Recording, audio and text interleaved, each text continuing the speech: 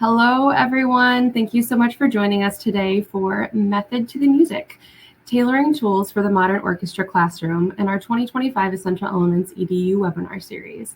We're so glad you're here with us today. My name is Melissa. I'm the clinic coordinator for Hal Leonard and on our education team. Our team is here to provide music educators like you with fresh ideas, resources, and to do whatever we can to help make your lives easier. If you've never joined one of our webinars before, welcome. And if you're a past attendee, welcome back. Before we get started, I have a few reminders. Today's session is being recorded. If you registered, you'll receive a link to the recording in about 24 to 48 hours, so you can revisit or share it with colleagues. Please feel free to use the Q&A or chat to ask questions and participate during the webinar. Our team is in the background and will help answer any and all questions you might have. You know what? Let's make sure the chat feature is working and let us know where you're viewing from and what level you teach. We've got a few goodies for you this afternoon. We have an exclusive coupon for registrants to receive 20% off and free shipping from halleonard.com. That code is EE25, and I'll have a pop-up in just a minute here. Also, near the end, we're giving away a $100 gift card to halleonard.com, so stick around for your chance to win.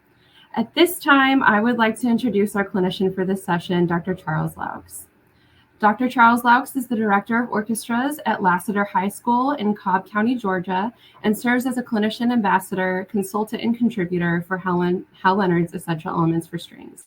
He holds degrees in music education from Ohio University, the University of Nevada, Las Vegas, and a PhD from the Ohio State University. Since 1996, Dr. Laux has taught string students from elementary through collegiate levels. From 2016 to 2022, he directed 5 orchestras at Alpharetta High School, including the nationally recognized Alpharetta Symphony Orchestra. Prior to that, he served as an assistant professor of string music education at Kennesaw State University, where he founded and directed the KSU String Project, Georgia's largest, serving over 100 elementary students, and conducted the KSU Philharmonic. A frequent clinician and educator, Dr. Laux has presented more than 200 educational sessions across 26 states and internationally. His appearances include the Midwest Clinic, ASTA National Conference, and the Technology Institute for Music Education, or TIME. He is endorsed by Diodario Orchestral and Eastman Strings, and has served on the National ASTA Board and as president for both Nevada and Florida chapters, and is the current president-elect for the Georgia ASTA chapter. He also supports music educators through the Orchestra Teacher website, YouTube channel, and podcast at orchestrateacher.net. Be sure to like, follow, subscribe. It's a fantastic podcast. Now, you've heard enough from me. Welcome, Dr. Charles Laux. Thank you so much, Melissa. Really appreciate it. Welcome, everyone. It's great to have you here. Hopefully, this will be helpful for you. We have some really exciting things happening with Essential Elements, and I want to show you those updates because the book just came out last month in April. We debuted it, a preview at Midwest, and then ASTA was the big kickoff. And so this book has just been out for about a month. The great thing about this is that it's the same tried and true pedagogy with a new look and feel, and some digital content, which we're going to show you a whole bunch of that today. And then I've gone through book 1 and picked out a few teaching tips that I'll be able to share with you guys. And then if you have questions, please make sure that you're putting them in the comments in the chat. And so at the end, we'll allow some time for answering those questions. So that way you can hopefully get something great out of this webinar. So again, this is my just wrapping up my 29th year teaching. Super excited about it. I am teaching high school right now, but I would say middle school is probably my favorite, and honestly probably my specialty. But loving every minute of it, and I want to share some of the great things that I'm able to do in my classroom and have done in my classroom with my beginners before too, but also show you all these great things and these new updates from Essential Elements. So I'm going to share my screen for a second and show you this window with just some of the updates and things to look for. And so hopefully you can all see my screen now. And I'm just going to leave it in this view, and I'll try to zoom in a little bit to make it easier for y'all. But the book has a new cover. It's a little more modern, a little sharper cover. And we'll get to that. We'll show you some of the things in the book. But the most important thing that you're going to see when you first open this up, whoops, it's not sharing that the way I want it to. Let's make sure this is going to work. There we go. Now you should be able to see my screen. There we go. So this is our little brochure, but all the interior pages are now color. So this is what the current edition looks like, and now we have real kids holding real instruments, and so we think that that's going to be a little bit more relative to them and make it easier for them to understand and see what's going on. So there's a cello book. This is page 3, the current book with the illustrations. Now we have a real student holding that instrument and demonstrating. Same thing here. It's a bass book. Sitting position, standing position. A lot easier to see. A lot easier for kids to relate. So that's one of the big things. And then again, guitar position and shoulder position for violin and viola. So and then the instrument is also a little updated, a little easier to see where those arrows point for kids to understand where those parts of the instrument are and parts of the bow. So that's a really great just addition and just update. Now, the biggest thing in this new book is that there are a whole bunch of instructional videos. I believe about 75 videos per book or so for violin, viola, cello, bass. And some of the topics overlap, but also there are instrument-specific videos as well. So, you will see the video icons now in the book. So that means that there is a video on Essential Elements Interactive, our website, that goes along with that topic in the book. So it's a really great way for kids to, if you've taught it in class, they can go home, reinforce. It's that teaching beyond the classroom walls, that flipped classroom type model, whatever you want to call it. But now those are there. So you'll see those video icons in the book for anything that there's a video for. So you're not going to be able to hear that because of limitations that we have. But I will show you some videos from Essential Elements Interactive once we log in and get in there. Okay, so you'll see there's a cello video as well. Again, you won't be able to hear that right now, but we'll show you some of those videos once we get into EEI, we log in, right? All those videos are in EEI under the resources button, and students will have access to every single video. And it's just a really great way for them to, like I said, reinforce concepts, practice at home, get taught, maybe another way. Maybe you teach it one way. And David Eccles is one of our clinicians. He did all the cello and bass videos, and I did all the violin and viola videos. So maybe we explain it in a different way, help your kids understand it. So in my book, the more ways the better. So I'm going to skip some of these because again, we can't hear the videos. I'm going to skip through. We'll show you some of those in EEI. Just again, we're having some limitations of our software here that doesn't allow us to share a screen and then share audio. So the other thing that we did in this book is we now have some songs that have been replaced.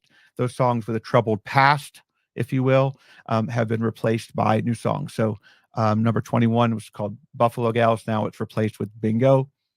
And other than these few songs, everything else in the book is identical. So if you know number 73 is Buckeye Salute, number 3 is still number 73 is still Buckeye Salute in the new book. So there's always people who are a little bit afraid of change. They love the book. They love what they've been using for a while. Just the good news is that it's all the same as far as the content and the pedagogy, with the exception of a couple numbers here. And this is in book 2, by the way, number 21, right? And number 70 in book 2, Dinah, Won't You Blow Your Horn, has been replaced with a new song called Sweet 16ths. Similar concepts taught in each of those songs, but again, removing those songs of the troubled past. And then Oh Susanna has been replaced with Candy Mountain Rock. It's a fun one, and there's a good accompaniment in there as well. So those are a few changes. And then I'm going to skip ahead. Then we have bonus songs. These are a whole bunch of different um, copyrighted pop tunes, movie music, things that kids really want to play that are going to be in addition to the 48 pages in a book. Because whenever we have a book, we're always limited by the number of pages we can have in a book. And no matter what anybody says, if they have the perfect method book, nobody does. And I'm an Essential Elements user, and it's not the perfect book.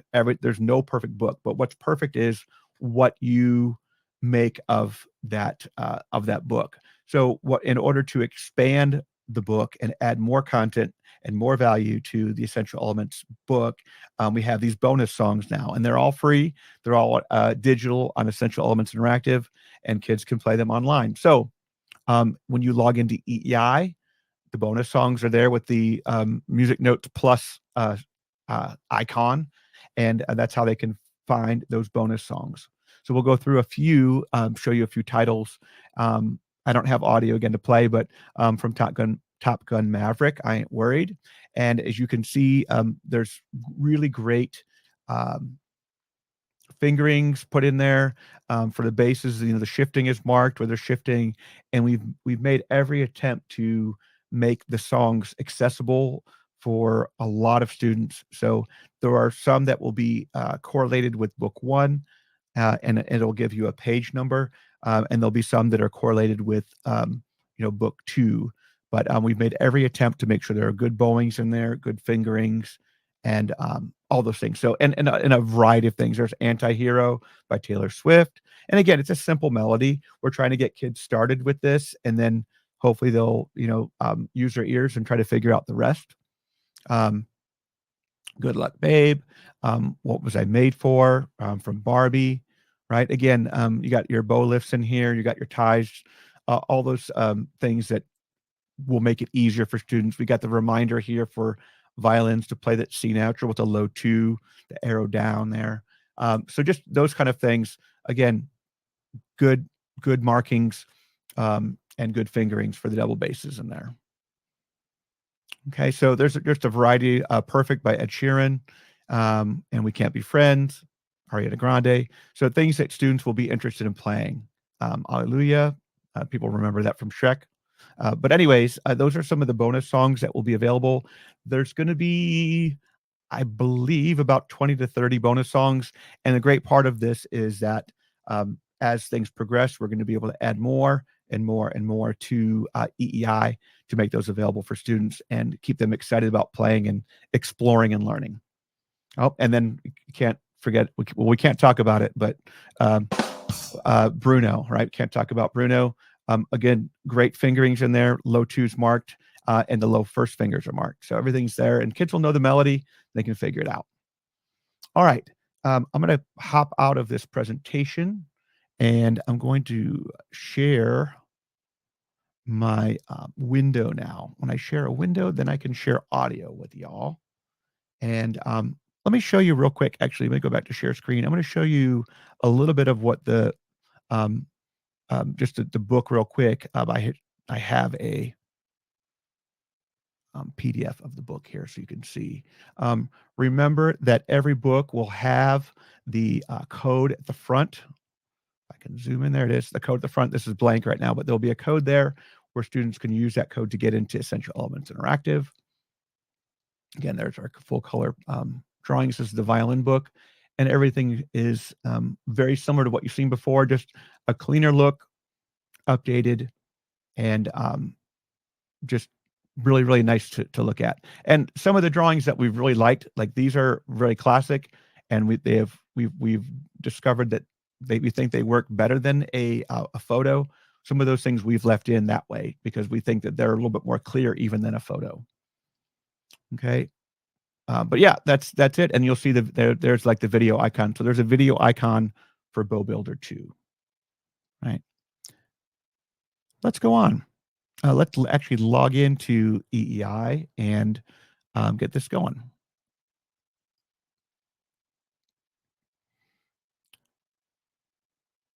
So now I should be able to share my tab. Let's see, that's the one. Yeah. Okay. Hopefully you can see my screen now. And so this is EEI. I'm going to sign out so you can see when you come to it, you'll be here. You'll hit the login button. And I have two accounts. I have a student account and I have a teacher account. I'm going to show you both. I'm going to start with the student account. So this is what the student sees when they log in. This is the dashboard, if you will. There's a couple things. There's no assignments. The assignments would show up here. Any recordings the students would have done would show up here. And then we have the main buttons at the top. The first one is bonus songs. Digital books. Students can purchase the digital book so they have it on their computer, not just have to have the hard copy. There's a way to communicate where they can send you an email. Your students can send you an email. Let's see. Refresh.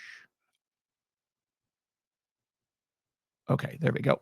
And then there is an assignments tab, which we'll get to in a little bit. Hopefully we'll have enough time to show all this stuff. And again, if you have questions about the new book, please put those in the chat. And that way we can make sure we get to those for you by the end. We'll leave some time at the end. All right, so in the resources tab, there are a whole bunch of different things, and students can filter those by instrument. So if they're a violin, they can look at all the violin stuff, and they can see all the resources, or they can actually sort them by type. So I'm looking at PDFs, I'm looking at videos. If you have MP3s, which you can upload yourself, maybe play along tracks or whatever that you want students to listen to, or concert recordings, put those on there for students to listen to. But I'll go ahead and you should be able to hear now the video I wasn't able to show you in the other presentation mode, but out here on the web browser, you should be able to see. So this is the intro and left-hand shape that I teach in my classroom. And I do a review when I get my freshmen coming in in high school. We do a review of this left-hand shape because it's so easy for students to get bad habits on this. And so let me show you this quick video on left-hand shape. I'm trying to make it bigger for you here too. Hi, I'm Dr. Charles Laux, and today we're going to start with setting up our left-hand shape on the violin and viola. The first thing we're going to do is we're going to start without our instruments so we can visualize everything just a little bit better. The first thing I move is my head from 12 o'clock position to 11 o'clock to 10 o'clock. And I'm going to turn my head from 12 to 10 o'clock. Then I will take my left hand as if I am playing my instrument and hold it up. The first thing I need to do for my left hand shape is to shape my first finger. And I'm going to bend the first finger all the way down, and I'm going to compress it so that it forms a square shape or a little table. Then I'm going to keep that shape of my thumb and first finger across from each other, and I'm going to tap my thumb onto my first finger. Then I will take my palm and twist or rotate my wrist to have my palm now face my shoulder. And again, I have that square first finger and my thumb comes across from it. I can tap that just like that. Then I also make sure that my fingers are rounded and curved and my fingertips point towards the ground. I have a relaxed hand shape and my head and arm are at 10 o'clock position. So my fingernails, my fingertips, my nose are all in alignment with my strings. Now we're going to set up our left hand and shape our left hand on the instrument. So as you know how to do, we're going to bring our instrument from above and bring it down onto our shoulder. I'm going to make sure that my first finger square is compressed and ready to go. I will place my instrument or my hand on my instrument and making sure that my thumb is relaxed. My fingers are hovering over the strings, and I can tap my first finger and my thumb a few times to make sure they stay relaxed. Then I can also make sure that there's a small hole for the bee to fly through on the left hand between the thumb and the neck.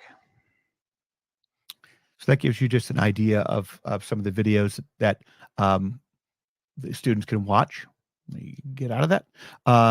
And we try to keep each one short, so there's not a lot of downtime.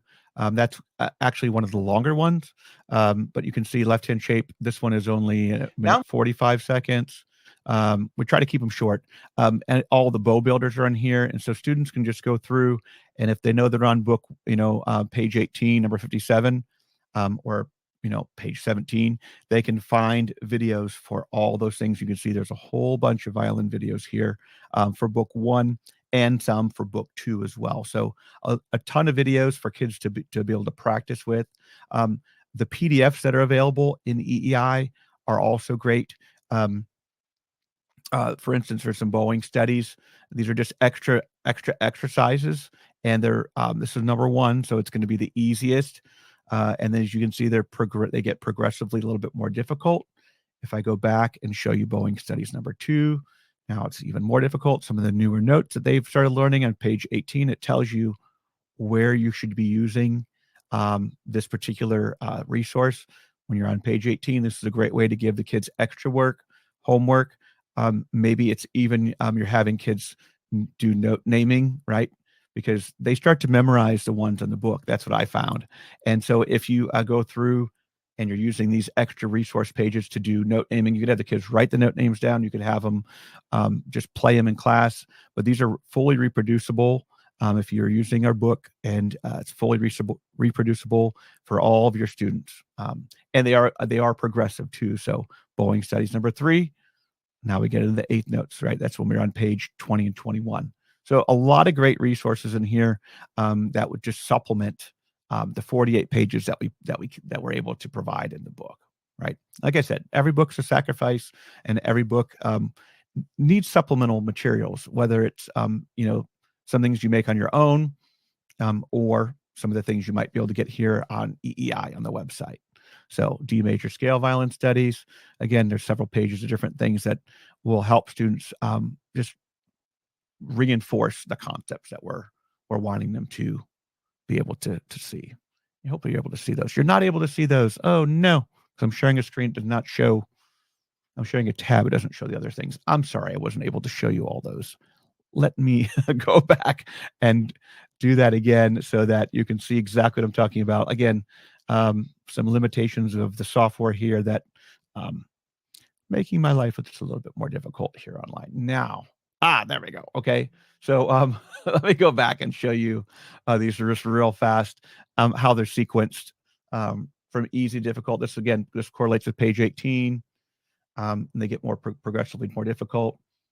There we are with the number 2, number 3 with the 8th notes, and I skip over to number 5. Now we're on these are bowing studies on the G string notes, and when you're getting low 2s and slurs and everything. So just a whole bunch more. It's like adding another half a book or more into the EEI. So sorry about that before.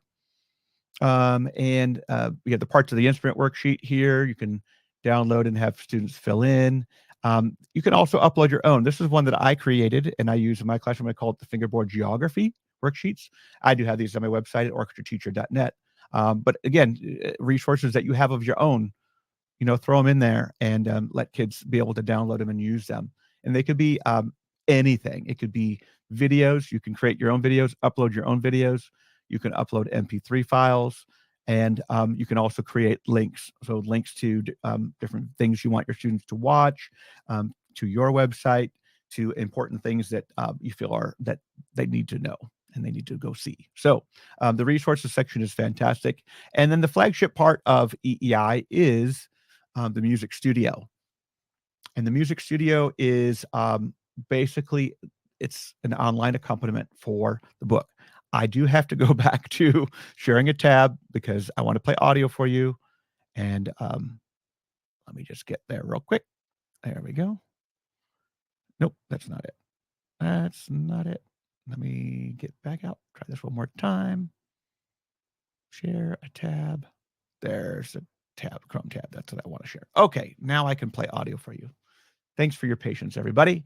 So in EEI, you have your EE music, and that's where you can go through and you can choose any of the songs in EEI. And you can scroll through them this way if you want. You can click song list, and it'll pull up the whole book. If a student has registered book 2, then book 2 will also show up there, and any of the songs in book 2 will be available. But the cool part is, if we go back, I'm going to go back to book 1. If they pick a song, right, and okay, Caribbean Island or Caribbean Island is one of my kids' favorite songs. You can look here in the pull down menu. Is it working? I'm going to zoom in a little bit. Can I zoom in? I can. All right, maybe this will show now. Is there a delay? Okay, it's not showing the pull down menu, but it shows when I change it. There are 7 different versions of Caribbean Island. So let me just play the accompaniment for you. And you can use these in class, have kids play along. Zoom out a little bit. Turn it up.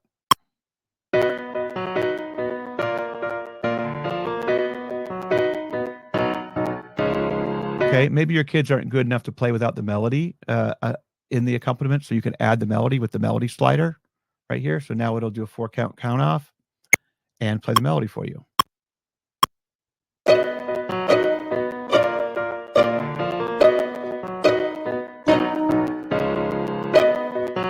Okay, and that's a simple piano version, but then what everybody's waiting for, obviously, is a calypso, right? Calypso accompaniment is fantastic.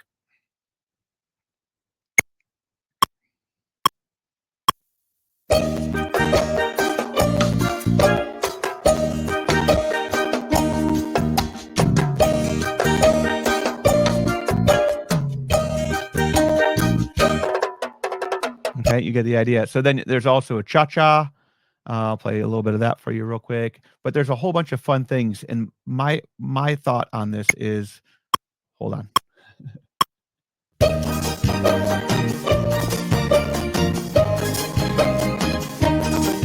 Yeah, how many of you are ready for summer break in a little Caribbean island? I know I am. Anyways, the great thing about this is that when you're playing these in class and you choose an accompaniment, or let the kids choose an accompaniment, they're going to want to try them all. And so now they're practicing it, 6 times, 7 times with all the different accompaniments. And I think that's a lot of the fun of using EI in class. If you have a large board, or you can just play them from your computer and kids are using their hard copy books, great. And the reggae is fun. So all kinds of great things. Latin jazz is in there, Latin folk. You get the idea. And so most of the songs will have those 7 different accompaniments. Olympic high jump, they have symphonic rock, they have dance, they have country, they have pop, classical. So they're not all the same accompaniments. They all have different styles, which is great. The other thing I love about having different accompaniments is that they're not all harmonized the same way. So students are starting to get a different understanding of, wow, my melody sounds really different with this harmony or with this accompaniment than it does with this one. And it's not just because it's a different rhythm, different feel, but it's also different harmonic structure. So I think it's great for the ears. Any kind of accompaniment that you can use in your classroom, especially with beginners, is wonderful. And I'm a huge fan of using accompaniments. The other great thing you can do is if you have a different instrument, you can pull up any of the instruments here, and it'll automatically change the music to fit. And you can turn it on and off the melody. You can also slow the tempo down. Let's see if I can zoom in here. There we go. You got the accompaniment where you can slow the tempo down, speed it up. All right. And it's a great way to challenge kids, but it's also a great way for remedial type things where, okay, these notes are maybe too hard right now. Let's slow it down to 80% and work on it. All right. And kids can do that on their own at home. The other thing they can do is record. And I know that we're going to have some technical issues with the recording, just because we are sharing a screen. We are on a webinar, and the bandwidth is an issue. But when you're doing it on your own, this works fantastically. And I'm going to pull up a different song. Let's go with Buckeye Salute number 73. There's some bowing in there, some different rhythms. And we will use a simple piano accompaniment on this one. And I'm going to hit record. I got my fiddle here. I'm not sure if you can see my screen at all or see me in the screen at all. I don't know what your end looks like, but we'll try it. So now I'm recording. It gives me a 4 count off. 3, 4.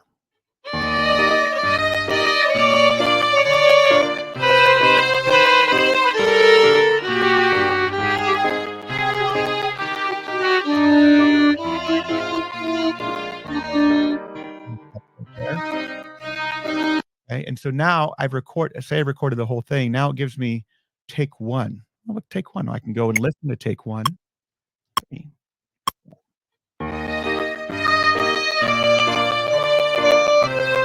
Okay, and again, it's not the greatest sound quality because I'm on a on a webinar. I can also turn the melody off, right? And I can save take one or I can clear it. Okay, so I said erase takes. I'm going to try again, turn the melody off, and go again. And I'll show you the great thing about these takes. 3, 4.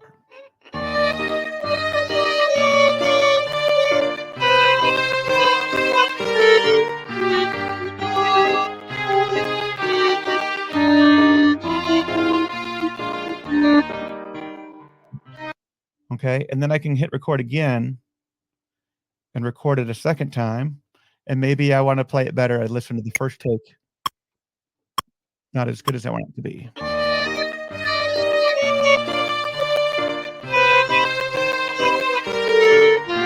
Oh, I messed up. Okay. Stop. And then I can go back and I can compare my takes. I can listen to take 1. I listen to the first take and to take 2, and then I can save one. Let's take 1. Oh, I want to save take 1. It was a lot better. So I save that one and it saves it to the cloud. Does not download it. I can submit to teacher, or I can view and save recordings, and I can have it here to reference later on, right? But these are things that students can submit them to their teacher. We're going to talk about all that kind of stuff. But the music studio is really just fantastic. In addition to all the songs in EE, there's a feature called All Music, which is just basically an open recorder, right? And this is for students if you want them to record part of Dragon Hunter or something from their orchestral music. You can have them record an excerpt, make an assignment, and then they have some metronomes here. It's not every metronome, but there are some standard markings that we use frequently, 60, 72, etc. So you can have them do that and record, and just like the same way they would record one of the EE tracks. Now it's recording, and I'm recording my voice, and I'm recording my voice, I can go back and listen to it and save it, right? So it comes out very clear on the webinar here without the accompaniment, but anyways, it'll sound a lot better when you're not streaming. Oops, okay, I'm going to leave that alone. And then we have this other wonderful technology called SoundCheck. And SoundCheck is the big thing, in my opinion. If I'm going to record in SoundCheck, I'll show you how this works. So SoundCheck does a 2-bar count off. 3, 4, 1, 2, 3.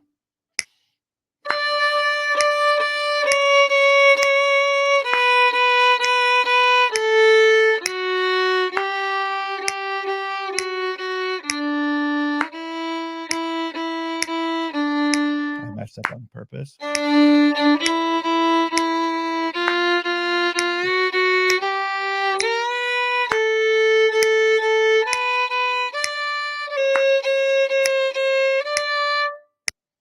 Okay, so now it gives you a score. I pay a little attention to scores, but what I do love to do, occasionally I drifted from the metronome, try again. Yes. Okay, you can see I played the beginning pretty perfectly, and it's all green there. It shows you. But then you can see I made an error, timing error long. I started playing this 8th note too long, if you recall, right? And I was behind, timing error short, and then I played the wrong note. I played F. Wrong note F, and I can follow this timeline. And then I had wrong note B flat in the beginning. It knows that I played a B flat. And I slid up to the B. It's pretty awesome, right? And then it says I was flat. I played those flat on purpose, those C sharps. So it shows you 36 flat, 41 cents flat, 59 cents flat, right? Timing error long. So it'll show you exactly what you did right and wrong. And it's wonderful. The other thing you have here is I have a secondary camera up here. Hello. And so now you can actually have students recording video. I don't know if you've ever had a student try to pull a fast one on you and submit something that wasn't theirs, but this is a great way to prove, right? So now we have recording of Buckeye Salute with the video. And I haven't tried this in webinar mode, but we're going to see how it works.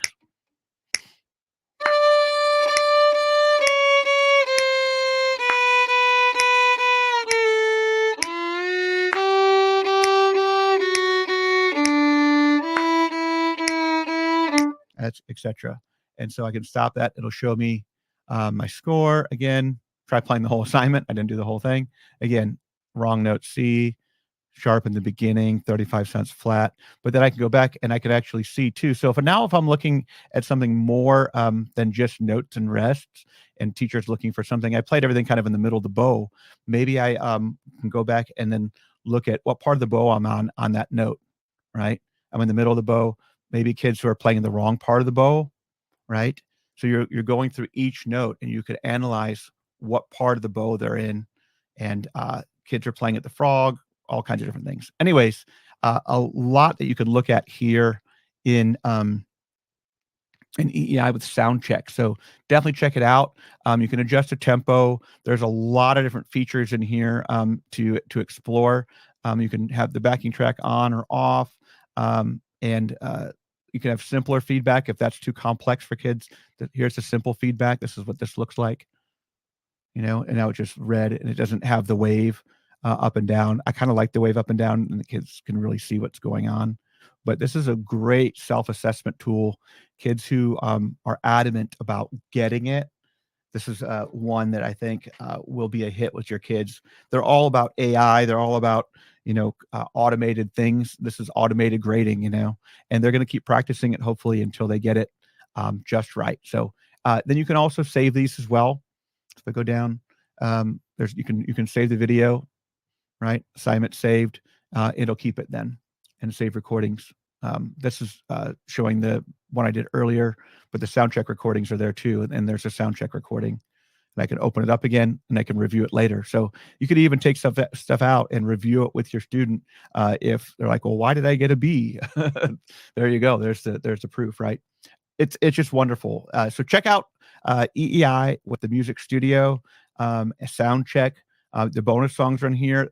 Don't worry. Yes, there are more coming. They're not all here yet, but they will be soon. We're working on getting those extra bonus songs uploaded. But again, there they are. Just I ordered from Top Gun.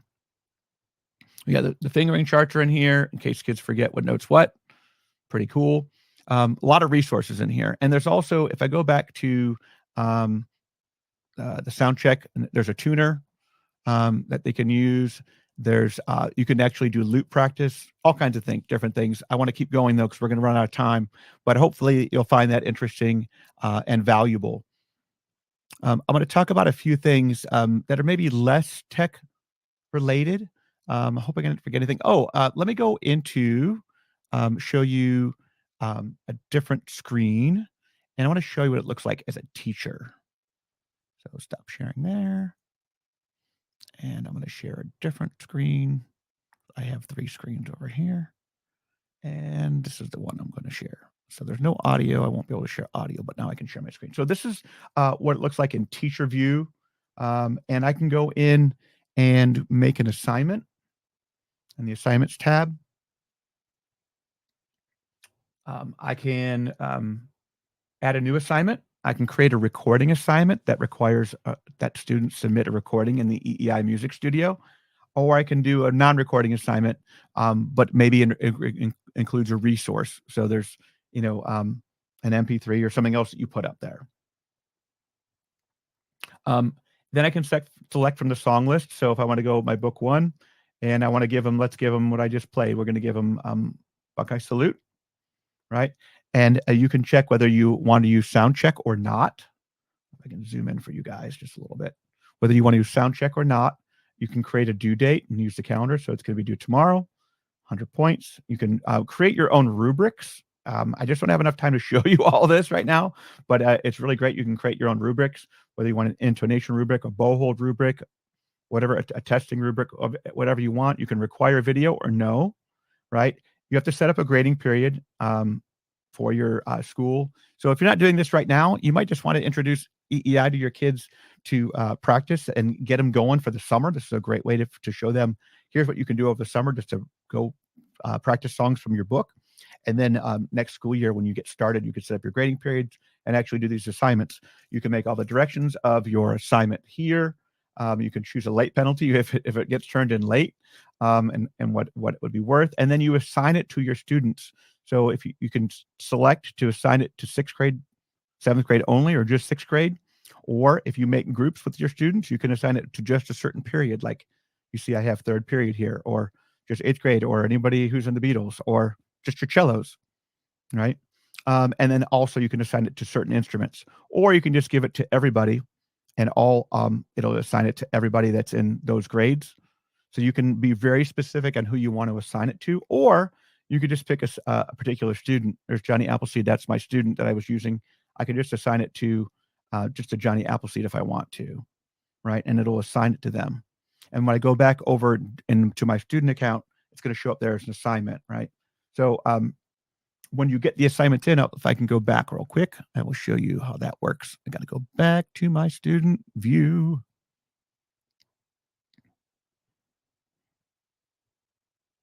There it is. And I'm going to refresh my assignments page because I need to. There it is. There's the assignment I just put in, the Buckeye Salute, and when it's due. And when I click on it, it will open up. It's going to be in sound check. And I've already done it, but I can do it again. Or if I've already done it, I can submit what I've already done. But so then once I can submit that to the teacher. Okay, here's the assignment. I hit continue. Okay, I did well. And kids can write an assignment and a note to you. They hit submit. It's submitted, right? I can close. I got to go back to my other screen. There it is. And then if I go to my assignments, you can see what I did and who it was assigned to. And then I can go in and view it. I can grade it. Use a little graduation icon. And then I can go in and see this is what Johnny did. I can actually go in and see their submission exactly as I put it. And I can see exactly what Johnny Appleseed did right there.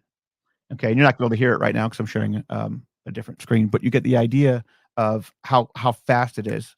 All right, I can give them a grade. I can make it pass fail. I hit save, and then when I go back to the student account, it's going to show that it's been graded, and you can put all the comments in there. You can record a message for your comments, so you can record over it, or you can just record a message. Now I'm recording a message to Johnny. I hit end. All right, I hit save, and it saved it. Here's my message. That's the message I gave to him, and I go back. So it's really, really fantastic to be able to do the assignments like that and have all of your students record in EEI or sound check and submit videos to you. And here's where you can make your rubrics. You can create a title, submit a new rubric. You can see grade reports by assignment. You can see grade reports by students. You got to set up the grade book, but there's a whole bunch to do in EEI. And the great thing is you can use a little bit of it, or you could use a lot of it. So you don't have to do the assignments. You can just, show it to kids, get them in there, and get them practicing because that's what we want. And it is a great way for kids to practice. All right, we have about 7 or 8 minutes. I wanted to talk about one thing, and this is a thing I get a lot from teachers asking, like, because there's I guess it's maybe a criticism that there's a lot of note names in the book at the beginning, and I want to share one of the strategies that I use to kind of alleviate that. So let me go back to our book. All right, at the beginning, and I'm going to shrink it down. Here we go. So all these open notes, they have the letter names in them, and the big criticism is that students don't read the notes themselves, they read the letters. So my strategy is once we've done it this way, we've gotten through all the pizzicato stuff and we're done D's and A's and we get through all the notes that have letter names in them. Then we go back and we do a challenge time where we're going back and I'm giving the kids a pencil, and with their pencil, they're going to shade in the note. And while they're shading it in, they have to say the letter name, and we do it quickly. So we'll do it like shade in D, D, D, rest, shade in D, D, D. We go through those, we go through all of them. And by the time they've touched that note, however many times they have to touch D's and A's in here, they know exactly where that note is on the staff, right? And then we go over to the notes, that are fingered notes. The same thing is true. We fill in G, G, G, G. They have to say it. They have to touch it. And if they do both of those things, they're going to learn their note names, and they're going to know exactly where they are on the staff without just having to guess, because the note names are in the letter, and the note names are in the note head, right? The letter names are in the note head. So it's a great way for students to reinforce. And so we do it all the way through. So we not only do we fill in the note names, then we go through, and now that we get through all these, we already know how to bow. Now we put a bow to exercises, one through wherever the bow starts here, right? We go through all of these with the bow, even though we've done pizzicato on all of them, but we filled them in. We've touched every single note that has a letter name in the note head, and now we've played it. I think it's a fantastic way. Talking about setting up the bow hand, I want to share just one, I guess, little tip before we have time. We'll take some questions here in a few minutes. Stop sharing my screen. And hello, everybody. A couple of things. So I showed you the video with the left hand setup, right?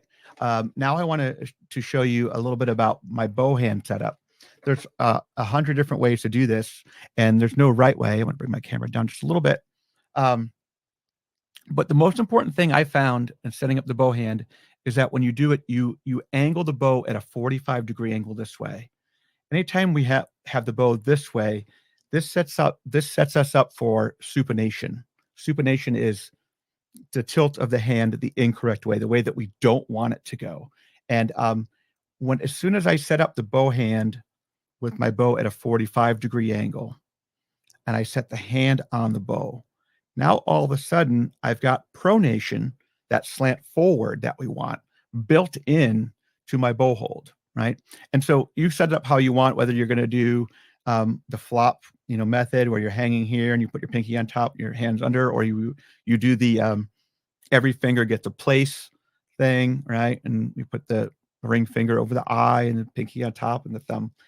Whichever way you set it up, I recommend setting it up with a 45-degree angle, because that will build in, move my microphone a little bit, that will build in the pronation, that 45-degree slant or tilt that we want towards the tip of the bow. And that's what gets power, is a pronated bow hand. As soon as you supinate, the elbow comes down, and there's no way that they can get that bow dug into the string. So the other thing I have students do is we'll start here. I'll get a better angle for y'all. Hopefully my microphone won't be too annoying. Here, right? And then we come up, we hit the string, and I have them try to stop the bow from bouncing, right? So now I have a good pronated hand. My first finger puts some weight into the string. It presses the bow stick into the hair, right? So this is a really great strategy, just getting the kids to dig in and then get close to the bridge, of course, as opposed to where their hand is this way. They can't get that big sound. So some kids are afraid to scratch. I tell them you have to find that threshold of where the scratching stops and the big sound begins. And it does take some balancing of the weight you put on the string, the amount of bow you use, the speed of the bow, and then what part of the bow you're in, right? We can do a lot of weight into the string here, but we have to add a lot of weight up at the tip of the bow. So we work on the different bowing factors, but I would say setting up your bow hand, 45-degree angle. That's number one for me. I think, Melissa, if you're on there, maybe we have about 10 minutes. I know you have to do some giveaways too, so maybe we could take some questions if there were any. Hopefully there were. Do you want to come on and help out with the questions, or should I just look in the Q&A? Yeah, absolutely. Well, thank you so much, Charles. Let's see, we've been answering questions as they've been coming in, but just a few to highlight. People were asking about is it possible for all instruments to be displayed at once so the entire ensemble can play from the screen? We do get that a lot. No, is the quick answer. Unfortunately, it would be nice, because then you could put it on your board. It's definitely something that that I'll be a feature request. I'm the clinician. I'm not the developer. So I have ideas, and whether they can come to fruition or not is not up to me. But I think it's a great idea to be able to put, violin, viola, cello, bass, those all up at the screen at once and play. That would be fantastic. So I did and I'll say I do that with Sight Reading Factory. I have a subscription to Sight Reading Factory, and I do use that strategy for my 4-measure sight reading excerpts that we do. Even at the high school level, I do 4-measure sight reading excerpts regularly, and I'm able to pull up a treble, alto, and a bass line, and we could read them together, unison or in parts. And Sight Reading Factory will do that, but it's for sight reading, obviously, not your method book stuff. I found one workaround for that, and that is using Soundcheck actually and selecting the full score from the parts list. You are right. So then the score will be displayed on the screen. So that is one workaround. I did forget about that. Yeah. Yeah. So if you're in Soundcheck like I was, there's options where you can show the whole score, and it will show all the parts. Yes. Thank you. Katie asked, are there any rubrics already available? I don't think that there are any made for you. But if you look in your teacher's manual for EE, there's a whole bunch of great resources in the first, I don't know how many, 30 or 40 pages, right? And those are the pages that a lot of teachers will skip over and just go, I've got to get to exercise 1. And there's a treasure trove of resources. And Dr. Gillespie and Pam Hayes and Michael Allen, they put these wonderful rubrics together. So there's a bow hand rubric, there's a playing check rubric. So check the front of the book. You may have to recreate them in EI to digitize them, but it's not hard to do, and you can assign point values to each category, whatever you want. Awesome. Mm-hmm. Someone did ask what format the videos are in, and those are actually, I'll just answer that. So those are embedded within EEI and can be downloaded as MP4s or streams. MP4s. On EEI. Yeah, and you can download them. I did not mention that, but thank you. Yeah. Let's see. I don't see any other new questions. Okay. So, you know what? Let's go ahead and do that giveaway right now. Sure. And then if anyone, I want to address real quick. Preston Griff. Preston asked, the recording sounds too close to half step off for some reason. It's probably the webinar. There's latency. There's all kinds of weird things. I promise you, I wasn't playing half step off, and it sounded really good from me, but it could translate differently for you all. So I'm sorry about that. We do have some limitations on the webinar, but definitely check it out. Yeah, Charles is a professional, everyone. Don't worry. I try. All right. Giveaway. Okay, so the giveaway. So this is for $100, a $100 gift certificate on halleonard.com. Hold on, I have to put a sound effect in here. There we go. Woo, okay, here we go. The spinning wheel. Oh, this is so cool. And our lucky winner today is Nicole McKenzie. All right, Nicole. Yay! So we will email you with your gift certificate. If you don't receive it within a couple of days, just reach out to us. But yeah, congratulations. Yay. Yeah. And there's some things on sale right now. Yes, there are. Oh, and speaking of, with that, don't forget to use the coupon 20% off. It's EEW25 for 20% on halleonard.com. So Nicole, you are going to get so much. EEW25. It's EEW25. It's easy to remember now. Yes. That's right, wonderful. Yeah. If there aren't any other questions, I just have a couple more reminders at the very end here. Any more questions at all on EE, or even just general pedagogy questions that you might have that I can try to answer, I guess? No? All right. Don't think there's any. I don't think so. Well, thank you so much all for joining us for this session. And a huge thank you to Dr. Charles Laux for sharing your valuable insight and inspiration. You are just a wonderful colleague full of resources and knowledge. Don't forget to follow Dr. Laux on the Orchestra Teacher podcast on orchestrateacher.net, right? Right. I'm saying that right? That's perfect. Right.